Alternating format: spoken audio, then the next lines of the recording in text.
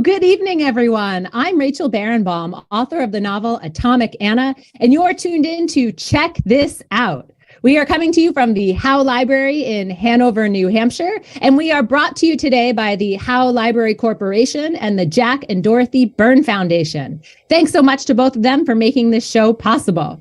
At Check This Out, we're here to bring you new and diverse authors, voices, and books that we think you should be listening and talking about. You should be listening to, reading, and talking about. If you love these books as much as we do, and I know you will, go to your library and check them out, or go to your local bookstore and buy a copy.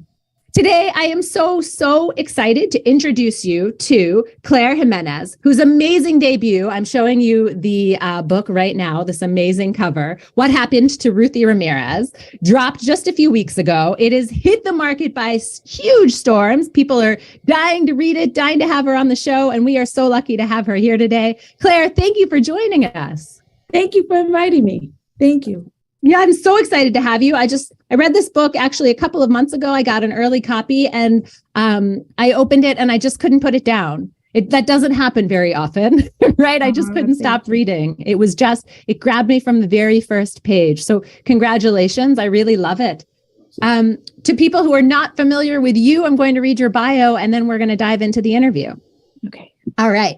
Claire Jiménez is a Puerto Rican writer who grew up in Brooklyn and Staten Island, New York. She is the author of the short story collection Staten Island Stories, which received the 2019 Hornblower Award for first book from the New York Society Library, was named a finalist for the International Latino Book Awards, a New York Public Library favorite book about New York, and Best Latino Book of 2019 by NBC News. Whew, that's amazing. She received her MFA from Vanderbilt University and is currently pursuing a PhD at the University of Nebraska-Lincoln. Her fiction, essays, and reviews have appeared in Ramsa, Afro-Hispanic Review, Pank, The Rumpus, El Roommate, Eater, District, Lit, The Toast, and the LA Review of Books, among other publications. What Happened to Ruthy Ramirez is her debut novel. Claire, whew, that was amazing. You are so impressive. Tell me, what is this amazing book about? Well, it's about a 13-year-old girl who goes missing in Staten Island in 1996.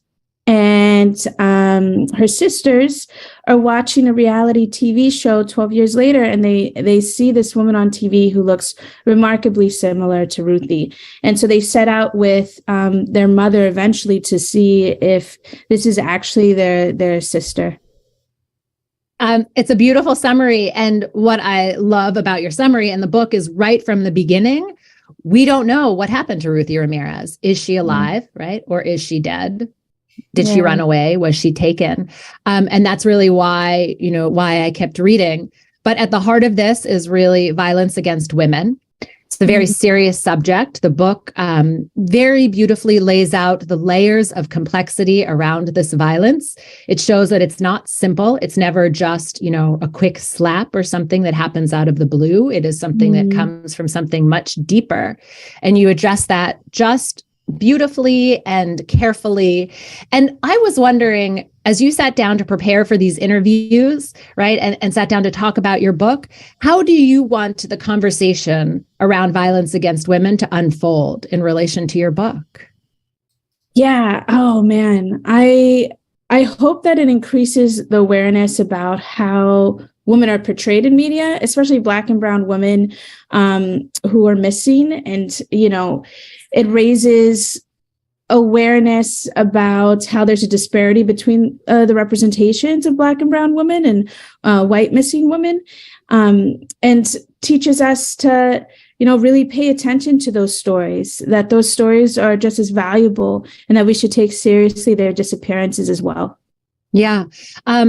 So I love that. And you actually wrote some of that into the book. I felt like I fed you that answer, that we're like on the same wavelength or something. Because one of the ways that you show all the different sides to this and the different levels are you have each voice has a chapter. So you have several characters who, speak to us throughout the book. And Ruthy has her own chapters. And you start with her in chapter 4, about 50 pages in. And her chapter starts, you write, first of all, if you really want to know what happened to Ruthy Ramirez, then you got to understand what happened that day at school. But maybe people don't really want to know about what happened that day. And maybe they don't really care about what happened to Ruthy either, because most adults already have their own ideas about the type of girl Ruthy is. That is because everybody's always running their mouths about her. And people like that. They're more interested in the type of little girl who one day rides her bike down her suburban block and disappears, only to show up later portrayed by some B actress on Unsolved Mysteries. Yeah. And there you go. Can you talk about that opening? That's how you introduce us to Ruthy.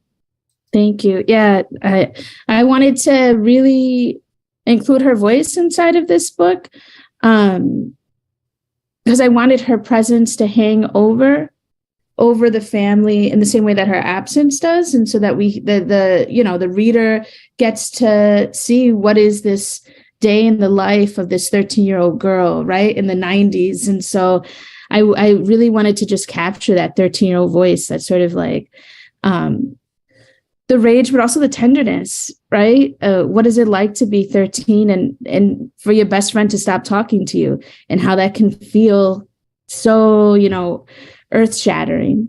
Yeah. But also I loved it because you turned the conversation around. It wasn't, this is what happens to women who are abused. She was saying, ask me. Yeah. Don't tell me, ask me. Yeah. Yeah. That's right. Yeah. So how did you think about giving her a voice in this story? I thought to myself that, so when for those folks who haven't read the book yet,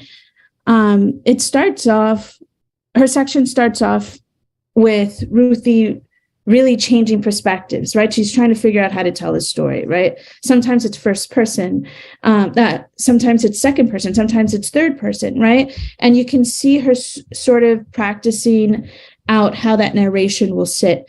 But inside of that, we also see that, all of the sort of like her really thinking critically about what does it mean to use the second person, right? She says, let's maybe tell the story this way. You're 13 years old, you're a Puerto Rican girl, you live in West Brighton, right? And then later on, she's like, well, maybe you're not 13 years old. Maybe you're not a Puerto Rican girl, right? And so you see that, her really struggling to tell that story. And so when I was thinking about her voice, I really thought that there would be this sort of tension, right? And that there would be this also like this rage, right? But also this defensiveness, but also this like hope that rings throughout. And I knew that those were the elements I really wanted to have. Yeah. So you mentioned hope. And a lot of times you have scenes in which something happens. There's violence against a woman. Let's say, she's pulled into a bedroom. A little kid is pulled into a bedroom that she doesn't want to be in. And she comes out and she has this moment where she says, do I tell people?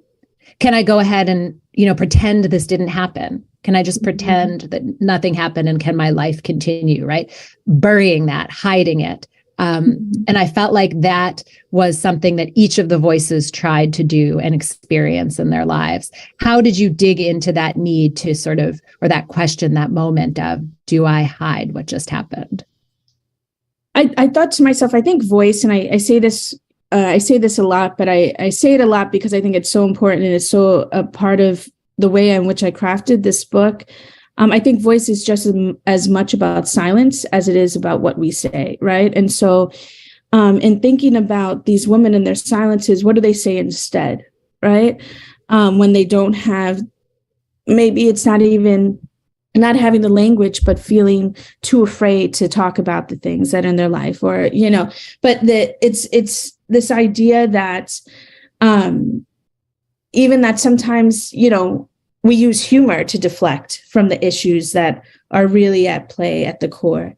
And so I really think about that in terms of these women's secrets or silences. And I thought about that in terms of crafting each point of view. Yeah, I loved that. And then you also have the element of the reality TV show, which is a grotesque show called Catfight, right? Which sort of mirrors in many ways what's happening in the real world. And yet there's a lens in front of it because everyone can say, oh, it's just TV. but in fact, is it so different? I would love to hear you, like, how did you think about Catfight and how did you come up with that? Yeah, I was thinking, so Catfight is sort of this weird combination of all of the messed up reality TV I watched in my 20s. And I was like, it's a little bit of Bad Girls Club, a little bit of Survivor, and I wanted to add all of those elements together to create this show that really, brought up issues of representation, brought up issues of stereotypes, brought up issues of, the ways in which Black and brown women's bodies are often used as sites of violence for entertainment. And I thought that echoed well with the idea of the representations of missing Black and brown women in pop culture, right? And I used it sort of to play around with that and that tension of that question, is this really Ruthy, right? Mm-hmm. Is this a real representation of these women, right? Is this really Ruthy? And so letting those two questions sort of tangle with each other. Yeah. And also you have literally a gaze into violence unfolding in order to gain viewers. Yeah. Right. Yeah. They're not stepping in to stop the fights. Yeah. Yeah. Yeah. And that's it. I mean, it's so interesting. Like I think too about like old Bad Girls Club episodes where you would see the producers come out, right? And they would like chide the woman for, getting into fights. Like, you cannot do this anymore. We're going to have to send you home. But it's like, you created this space, right? And, there's this moment inside the novel where Nina's like, who has choreographed this violence and why can I not stop watching? And I think about those producers, right? Who are like, these women acting this way, but it's like, you set this up. Yeah. But I felt like this is where you really got into sort of, this book was a master class on craft. Because it was showing, it's coming from a writer like you. That's very sweet. Thank you so much. But I really mean it because, right, you have this gaze into people are asking, is it real? What's on the screen? Should I believe it? And at the same time, they're saying, is what's happening to me real? Yeah. Should I believe it? Yeah. Right? You had that mirror, and I just thought that was brilliant. So was that hard to do? How did you? It was hard to put all the sections together. Excuse me. My dog was looking outside the window, and when she does that, that's a sign she's going to bark. So I was like, let me close that curtain.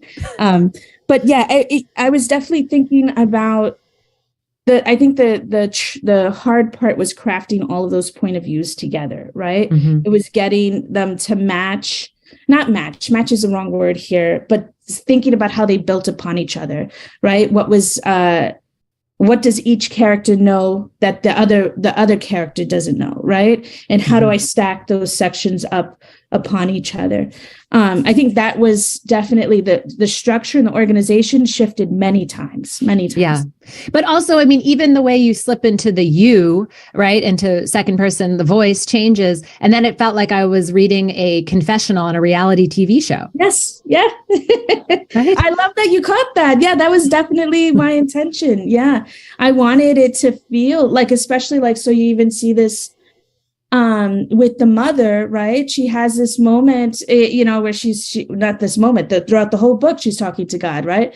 There's this conversation, but which is also like a confessional, right? And then you have Nina's moments where she's thinking about school, and Jess's moments about thinking about as a teenager, right? And I thought to myself, the same way that in reality shows, you go into a booth and you talk to the producers, I was like, these sections can act in this way, right? But I didn't want it to be too heavy-handed, but I want it to be just enough so that, maybe subconsciously the reader would feel that.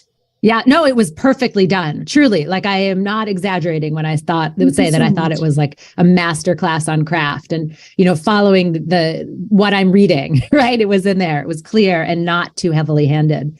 And then another thing that I loved was there's this, I'm not going to give anything away, no spoilers, okay? But there is a scene for Catfight that happens on a stage. And you write, smiling, the girls on stage ripped off their glow-in-the-dark shirts to reveal bedazzled bras. A thin film of glitter sparkled all over their bare skin, and they looked like a strange combination of both slut and fairy. Yes. Oh my God. right? Thank you. Yeah, that was such a fun scene to write. Oh my God. I had so much fun with the reality TV shows. And I think what was great about that was it gave relief when there were so many difficult, moments or topics or heavy issues throughout the book. It was great to have fun in those sections. Yeah. I really enjoyed writing the club scene. Yeah. Yeah. It was it was fun, but also I was so sad. It was really sad. And this juxtaposition, is a woman a slut or a fairy? Mm-hmm. Right? What is she? Yeah. Yes. And how did you think about that? That's so great. It's so great, because you know how it is. As a writer, you sit alone for years, you work on something and you're just like, you spend sometimes hours on a sentence and sometimes it hits and somebody gets it, but a lot of times it just goes, so it's so great to hear that that it resonated with you in the same way that I had intended it. Yeah. Well, I'm so glad that I got it right. And I'm not just making it up. But I wanted to come back to the family itself. So you mentioned briefly there are several sisters. So there are two sisters and a mother who are left behind when Ruthy disappears. The father dies soon thereafter. And really the book focuses a lot on those family relationships and the roles in the family. I would love to hear you talk to us and tell us a little bit about how you thought about that family and the relationships. Yeah. So I knew that I wanted to make a book that was centered on women, right? And I wanted it to be this chorus of voices, and I wanted it to be women who, fought with each other, but also fiercely loved each other, right? And that felt true and familiar in my own experiences. So I wanted to, make sure that came through. I think sometimes it's interesting because the responses to the book are a little weird sometimes, but sometimes they'll be like, this family's dysfunctional. And I'm like, well, I don't necessarily think of them as dysfunctional. I think of them as, a family that has gone through stuff, right? And when you go through stuff, it affects you and it affects the ways in which you talk to each other, right? But that doesn't mean that they don't love each other. That doesn't mean that, they don't, that they won't do anything for each other. Yeah. Also they rearrange their lives around each other. That's right. Yeah. Right. Even though they have secrets, but I think that's true to life. Every family has secrets. You don't know everything that happens, right? That's right. That's right. Yeah. Okay, so also I wanted to talk about Nina. So she has this amazing college education. She's super smart, but she doesn't get into medical school. Yeah. And again, true to life, right? And showing us this side. There's this one passage where you talk about how she feels about sort of her role in the world. She is hired because they assume she speaks Spanish because of her name. Uh-huh. That's right. And so you have this sort of confessional moment where she says, yes, my mom speaks Spanish fluently. My dad did too, but he couldn't read it. My mother was 17 when she started having kids. Sorry, they were so busy working hard. They hadn't had any time to consider the logistics of language acquisition. In fact, my mother did not have the words language acquisition inside of her vocabulary. My parents had no idea that language could disappear. No, I did not want to be assimilated. Yeah. Can you talk about Nina not speaking Spanish? Yeah. It's so interesting because I actually just met with a book club last night of these phenomenal Puerto Rican women and readers. It was moderated by this lovely Puerto Rican critic and, book advocate, Sharon Velez.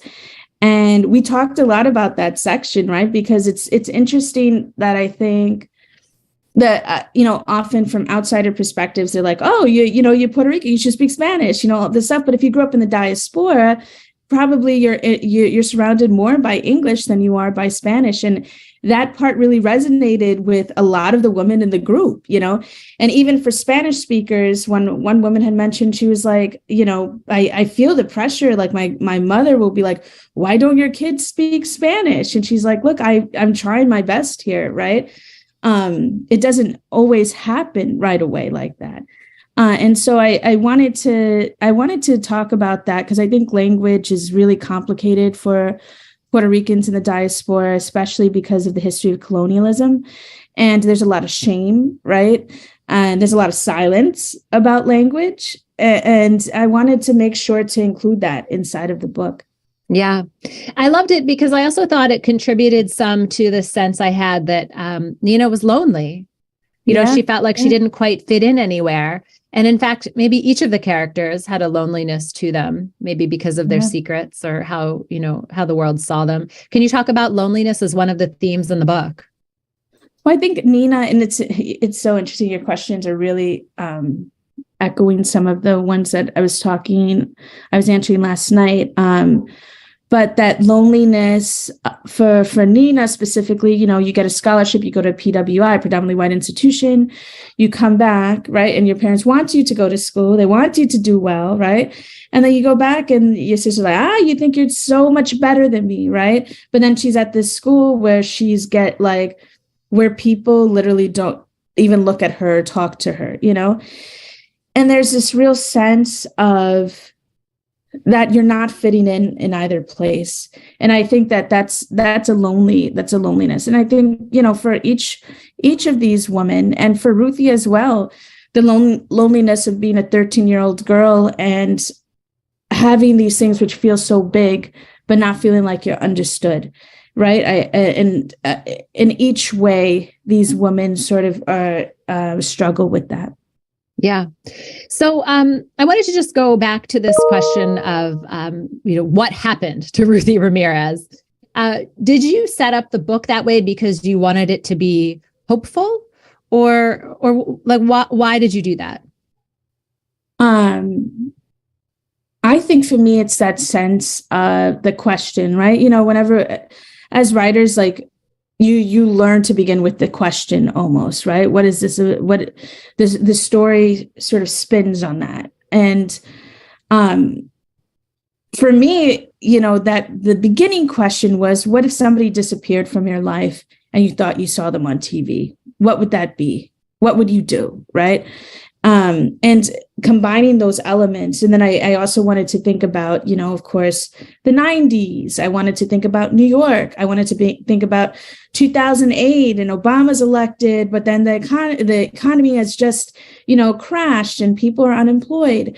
And so I really was also thinking about, like, okay, so if this is a mother who has come to the States to build a home for her daughters, right? And one of her daughters is taken from her. What is that American dream? What is this? And that question of what happened to Ruthy Ramirez, you know, becomes also a question of what has happened to these women in their lives. I love that.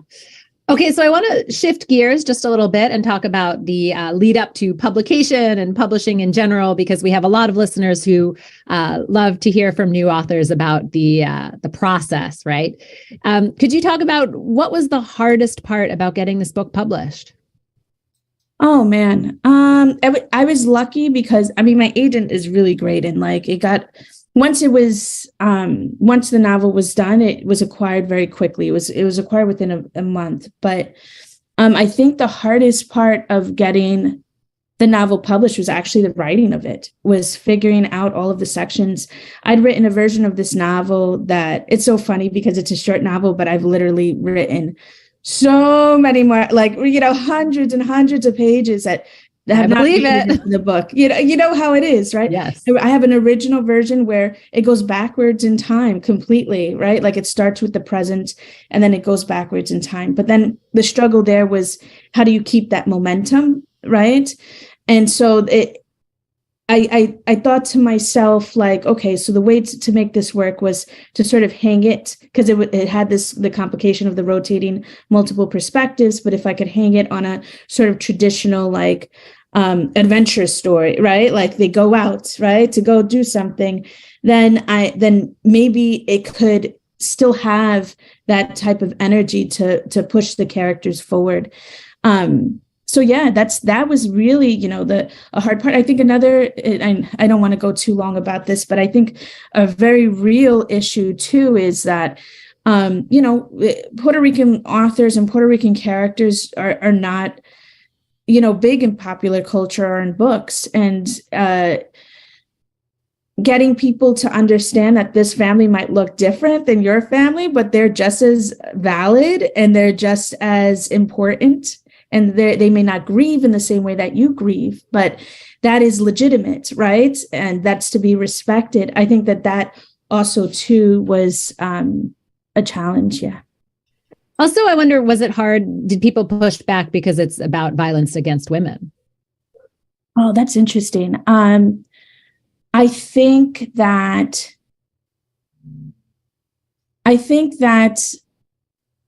there was interesting like feedback, like these women hate each other, and I was like, no, that's not. I mean, in some ways, yes, there's a critique of that, right? Like the in Catfight, for example, right?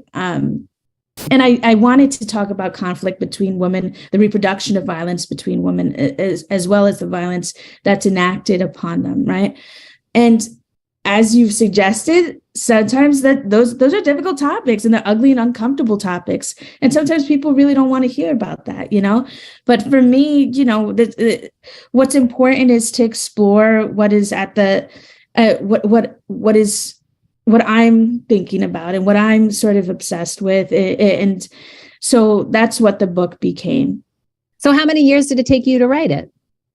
Oh, 10 years. It took a long time. I mean, originally it was a short story. And then I went to my PhD program. And so really as a novel, it took 5 years, but the idea of it was 10 years old. It was originally a short story. Wow. I love that you're sharing that because, it is so a beautiful, polished book in the end, but people don't realize that's 10 years of work, right? Yeah. Yeah. And I just want to emphasize, right? You said that you started with this question, what happened to Ruthy Ramirez, right? And then you use this classic trope of let's send them on an adventure, right? Go out and find them, right? It could be any Greek myth, right? Go out and find something and come home and how have you changed? And yet this story is so unique and so different. So I think that's just, again, a brilliant way to learn about how to write. Thank you so much. So also, what kind of advice do you have for new writers or aspiring writers? Oh, I mean, like, don't give up. It is so hard. Writing is hard. And people don't look at writing as work. And they're always like, get a real job. And it's like, yes, I am working a real job, but I also want to write, and so it's like, I think that, and writers are the only people who get like the rejections, and they're like, but that's a nice rejection. I feel good about that rejection. They liked some of it, and so just be prepared for that, be prepared for rejection, and just, it's okay. You can do it. That's what I would say.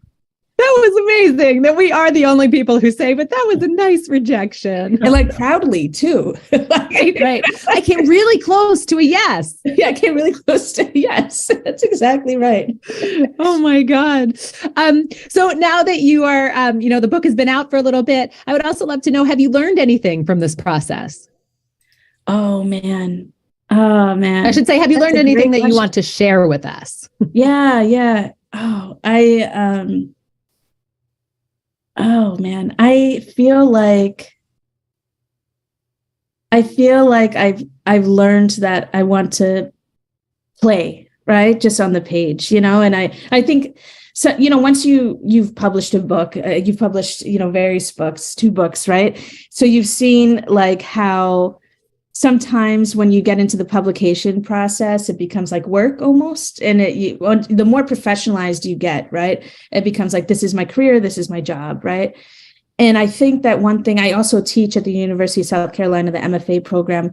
And one of the things I've been talking to them about is like just really getting back to that moment of play, right? And joy, and just, just letting, just going with the character, the simple pleasure of watching a scene work. And that's what I've learned from it. Like, you have to work, you have to make money. Yes. But like, come back always to the page, come back always to the joy of writing. I love that. Claire Jiménez, thank you so much for joining me today on Check This Out. For those of you listening, her amazing debut, What Happened to Ruthy Ramirez, here again is this beautiful cover. You should go check it out at your local library or buy a copy at your local bookstore. We are so happy to have you today. Thank you, Claire. I'm so happy to be here. It was a beautiful interview. Thank you so much. Thank you. Thank you today to our amazing producers, Megan Coleman and Jared Jenish. They work the magic behind the scenes, and we would not be here without them. Thank you also to the Howe Library Corporation and the Jack and Dorothy Byrne Foundation for their support. Today was the fourth installment of our spring literary series at the Howe Library, and we have one more author coming. May 25th, we have Nana Kwame Adjei-Brenya, whose book Chain Gang All-Stars is launching soon, and he will be on the show. We can't wait to have him. So join us for that on May 25th. And thank you to everyone for signing in. We will see you next time.